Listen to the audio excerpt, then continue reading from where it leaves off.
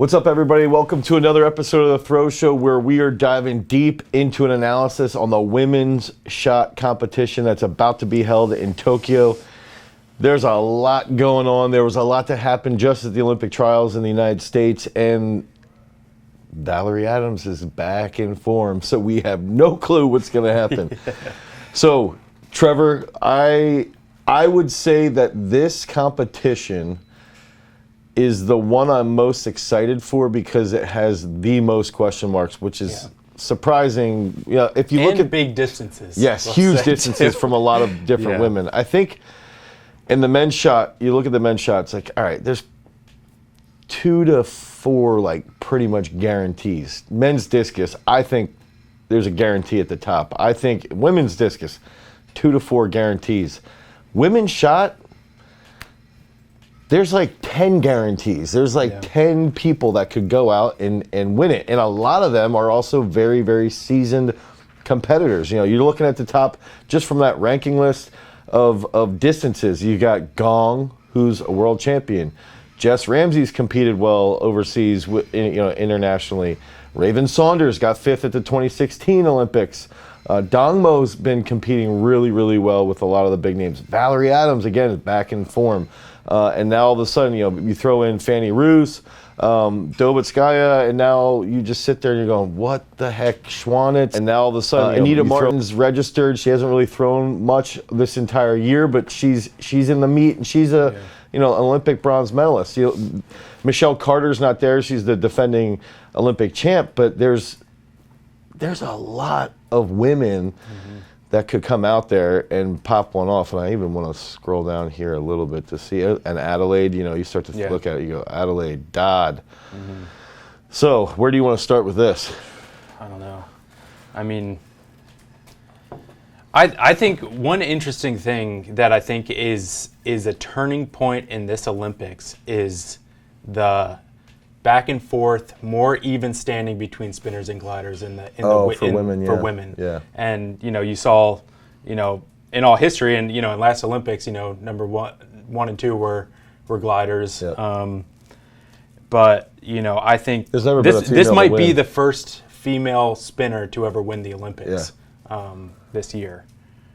I think going off that, I'm going to jump right on Ramsey and Saunders, and I think that's where you sit there and you go, okay, Raven competed really, really well. Won at the trials in this past year, automatic in the qualifying, literally first throw automatic, and then again in the final, okay throw, first throw, second throw, bomb. Jessica Ramsey, same thing. Qualifying looks great. First throw in the final, 1948, whatever it was, right? And then she ends up going 20, and they go back and forth around 20. I think that, and then you look at, if Sarah Mitten's peaking really well, Fanny Roos, if she's peaking really well, and you start to think like I believe there's going to be potential for what you just mentioned, and we've never had a female spinner win the shot. But at the same time, Gong's gone 20-40.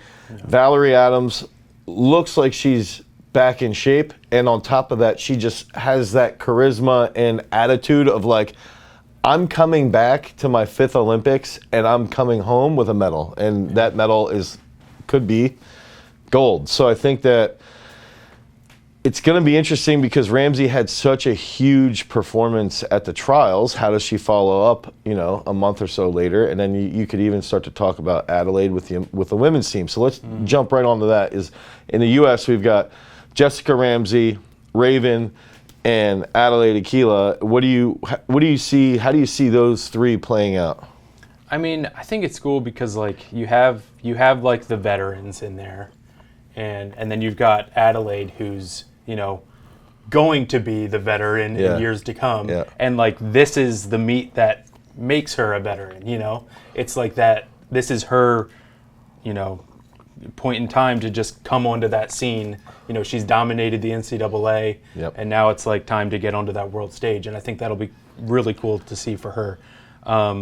And with the other 2, I think the cool thing with them is clearly in the trials they're reactive throwers. Yeah. They're gamers and they're intense, and I think that's going to, when they see, Valerie like opening up at, 1980 or something, they're going to respond and go big, Right. And I think that'll be cool to see from both of them. I think you're exactly right. I think they tend to be gamers, and I think it's going to be, you're going to see possibly Dodd, Gong, or Valerie come out in that first round and go big. And also, like I had mentioned, Raven, I feel like she's got, in her mind, she wants to prove the world wrong. I think she's got the attitude of like, it's me versus the world. And her energy, it makes it, for me, I love watching her compete. I think that when she is in true mental and physical form like she is right now, I don't think there's anyone else that, like, she just makes me want to root for her, because I just sit there and like, I want to see her go ham. And I also love her, like the mask that she wears, she just brings the energy, and she brings attention to the competition.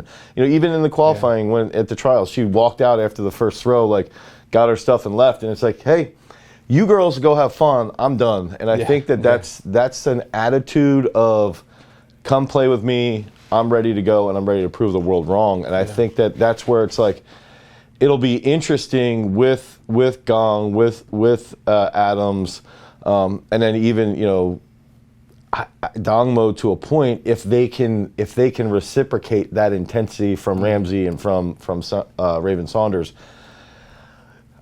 I think there's a legitimate 6 to 7 people who could be medalists here. I think that's the crazy part. I think Dongmo, she's a glider, she's consistent, could medal. Valerie Adams, I think will medal.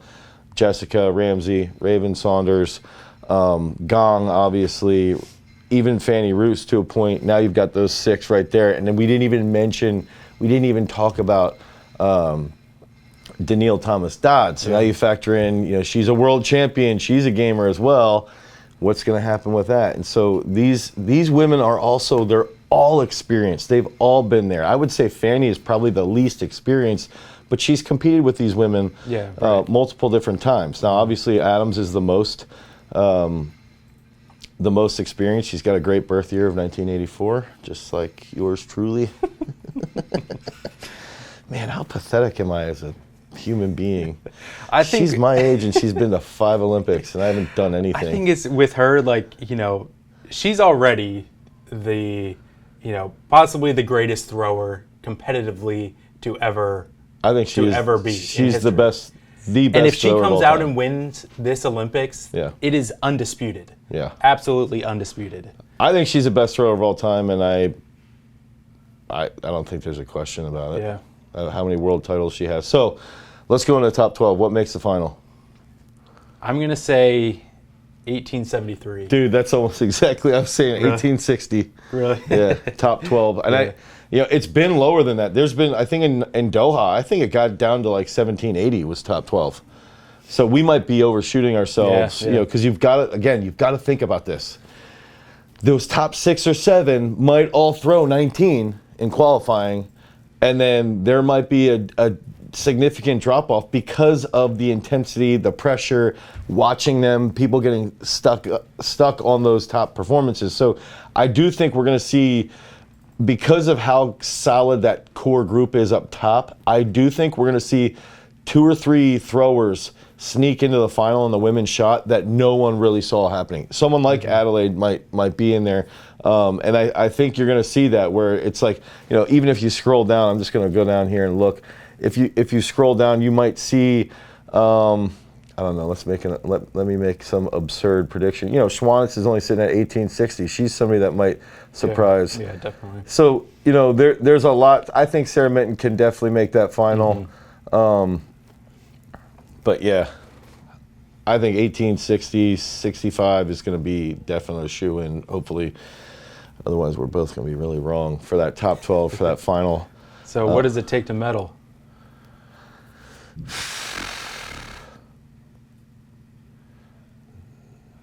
$1979.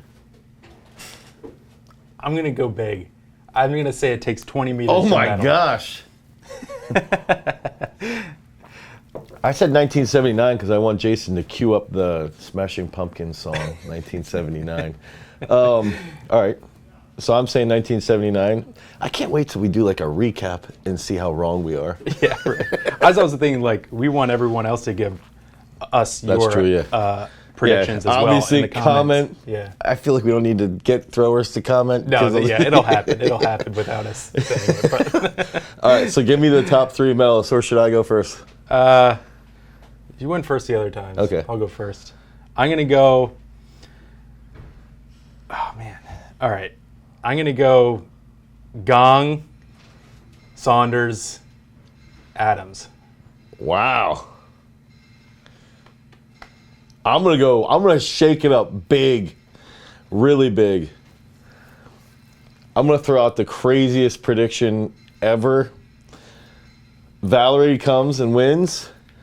Raven Saunders second, Jessica Ramsey third, and Gong doesn't compete as well as she could have. Even though she's a multiple-time world champion. Dongmo in fifth with like a 1961. That's my prediction. I'm probably not sticking to it, but for the current position, I will. All right. So stay tuned to the Olympic final, the Olympic qualification for the women's shot. There's 5 or 6 women that really I think are going to go out and just compete like absolute animals. It's going to be fun to watch. It's going to be fun to see these big time results. And stay tuned to Throws University's Instagram and Ghostface D Miller's Instagram. I'll be over in Tokyo with 5 of our athletes competing and keeping you guys updated on what's going on behind the scenes. Peace.